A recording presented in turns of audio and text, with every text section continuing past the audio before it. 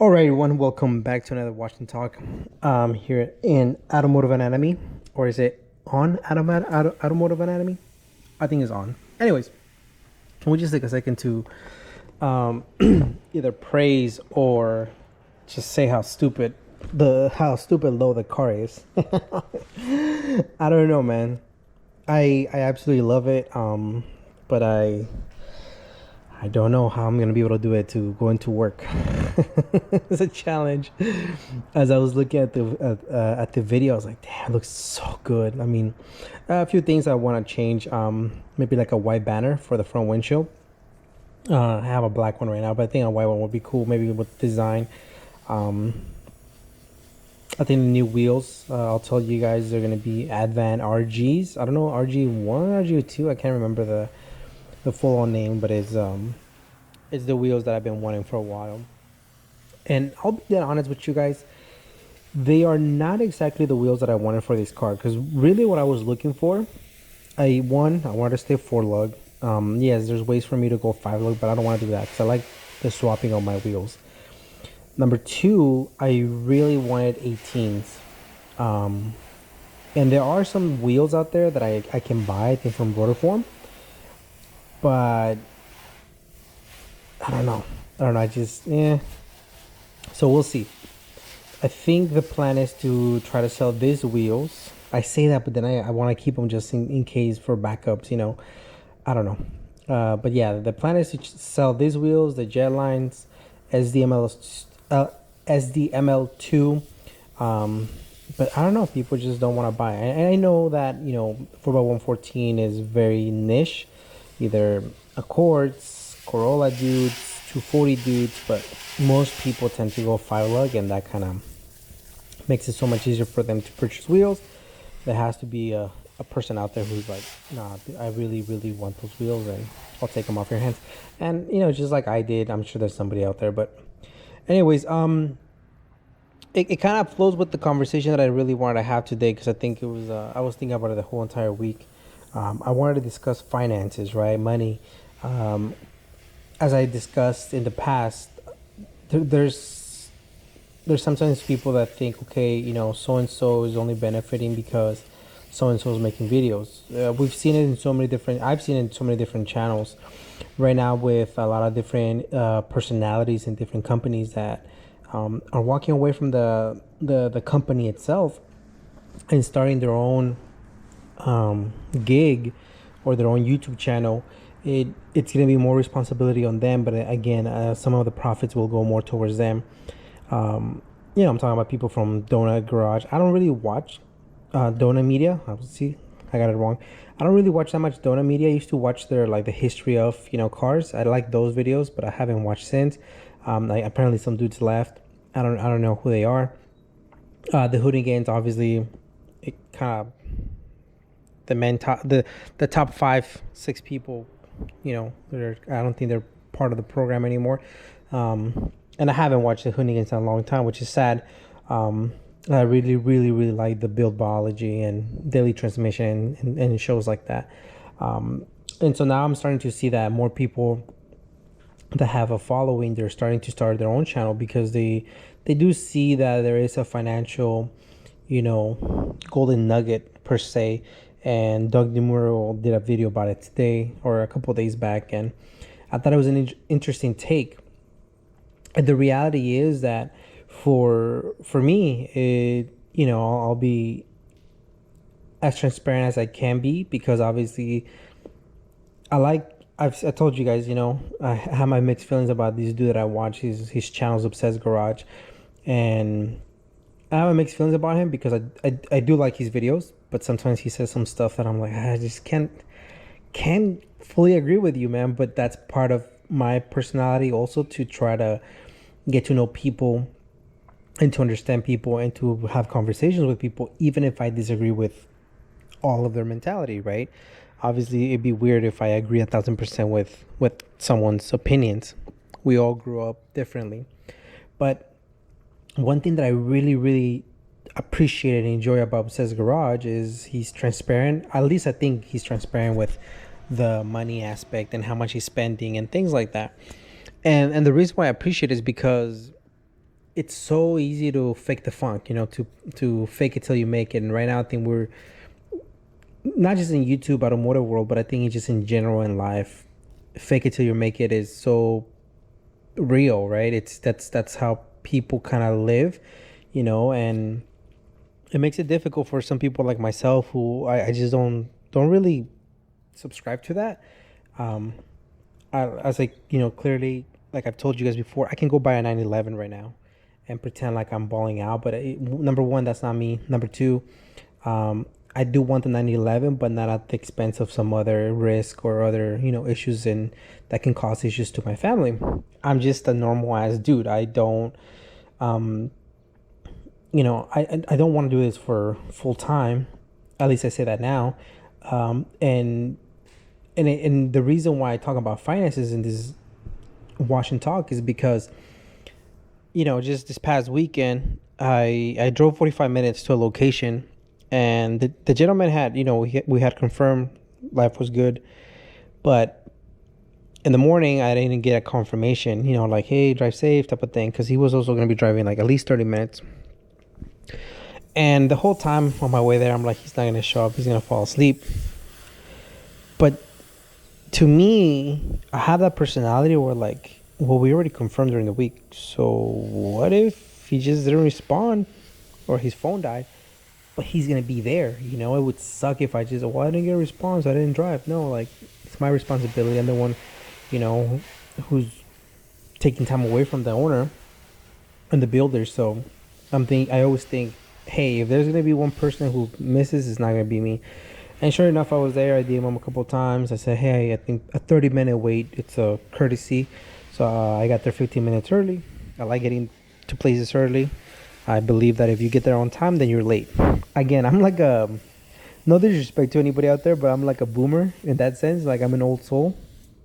I don't know. I'm just, I guess, weird like that. I like to be there on time and not rush. And so, I was there I got the 50 minutes, and then I don't really start my mental time clock. And, we were supposed to meet at 7, so by 7:10, I said, hey, I'll be here till 7:30, man. Because you never know. Maybe his phone's dying. He barely got, was able to turn it on and see the message and couldn't respond. I'm thinking all these different. So 7:30 comes around. I'm like, well, I DM him again. Hey, I'm leaving. Hope you're okay. And I really, truly mean that. I'm not trying to be, like, smart ass, which I can. And I also posted it on my social media on Instagram on the stories, and obviously I'm not going to tag the person, I'm not going to disclose who that person is. But the reason I did that is because a lot of us think, like, dang, Gus just brings out videos every week, like, this guy must be so busy. And the reality is not, man. Like, the reality is, like, right now it's close to midnight. My wife and my kid are sleeping. I mean, like, in the other side of the house, so they don't hear me. And it's difficult. There's times that I fall asleep editing, and I'm like, oh, shoot. And a lot of you have said, well, this is not your job. Why do you push that hard? And I have that type of personality, guys. Like, I like to be busy. I like to do things. I like to take on challenges. I don't know. That's just me. There's a lot of things that have flopped for the channel. But it doesn't get to me. It doesn't discourage me, because I know that, like today I was watching a video from TJ Hunt, and at some point I dislike his videos just because I think it got too unrelatable. Maybe a little bit of me was hating, right? The fact that, like, damn, this is about a Ferrari, this is about a Porsche. So today I was watching his video, and I was like, oh, that's pretty cool, whatever, And I was like, well, why not me, right? Why not us?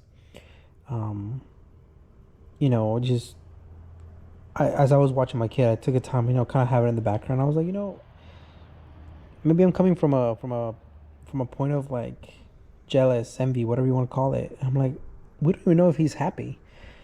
Maybe he's really happy. Good for him. Maybe he's not. I don't know. Would it make me feel better if he wasn't? It's dumb. Like, you guys talked about it. Some of you guys DM me, like, focus on you, and it's like a nice reminder. Focus on me. Like, that's what it is. I'm genuinely very happy with the car that I drive.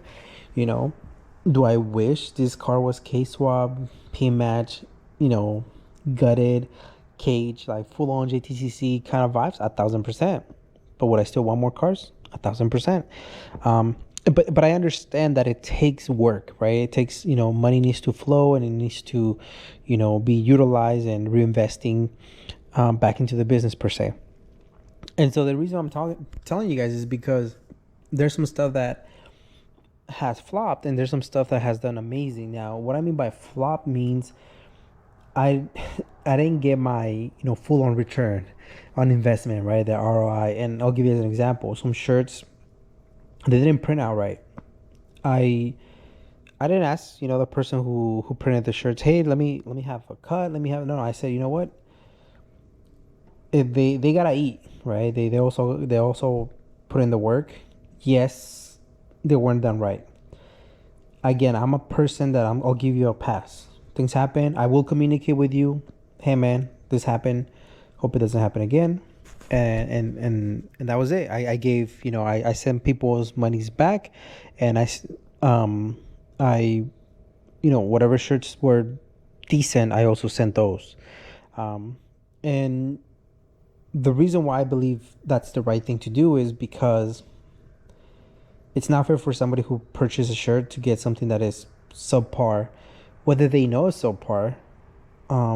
It's just not fair. And it was a hit. I think overall maybe we lost. And I say we lost, but we didn't. People show love, and they were appreciative. And I see a few people rocking that shirt, so I don't think we lost. But if we want to quantify the actual loss per dollars, and it was about $700. It's like, damn. But we have our wins. Some videos do great, and yes, we make a little bit of money on that, and we still have to pay taxes on that, and YouTube takes 40% off. So once you start peeling everything, we're left with a little bit of chunk of money, and that allows us to go and buy. I'll give you as an example the plates, license plate frame. Wow, that took a long time. I bought 250. That was like one of the best deals per quantity. And honestly guys, I was like, 250, that's a lot. But I think I can sell 100. I don't know, I feel like I can sell 100. Well, it's been a couple of days, and I think we've sold maybe, I don't know, maybe less than 20, 25. To be honest with you guys, I have 3 orders that I need to ship out. Now, why do I? Number one, let me start off by saying I fully appreciate the people that bought.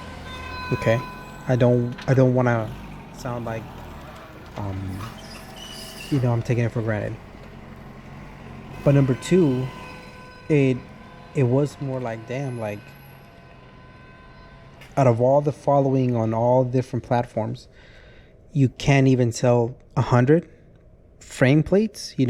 That tells you, and I read this quote a long time ago, if you're not as successful as you think you should be, then you're not as good as you think you are. And I love that quote, because as I was listening, I think I was driving somewhere, either work or coming back, and I listened to that. I was like, oh, cool. This is a reminder, guys. You're not as good as you think you are, and you're not as bad as you think you are. It is what it is. You watch a lot of channels that you get so much benefit from, but don't even buy a sticker from them. So don't complain when other people do it to you. Therefore, keep providing value. So to say that, I did send out, I think, honestly, maybe like 30 more license plates, maybe 40, for free. Practically for free. I told, the people that I'm so grateful for, the people that I have come on interviews, and I said, hey, would you like a play frame? Please feel free to say no. Like, the last thing I want is to send something that they're not even gonna care about. And they're like, yeah, I'm all for it, and some of them were like, well, can I just pay for shipping? And I'm like, we're good. In my mind, it's another quote unquote loss, but it's not, because maybe just maybe one person puts it in their car, in their daily driver car, and somebody finds a channel through that avenue, and therefore, whatever money we spend on shipping, whatever money we spend on the frames, it's worth it, right? It's a long investment type of move.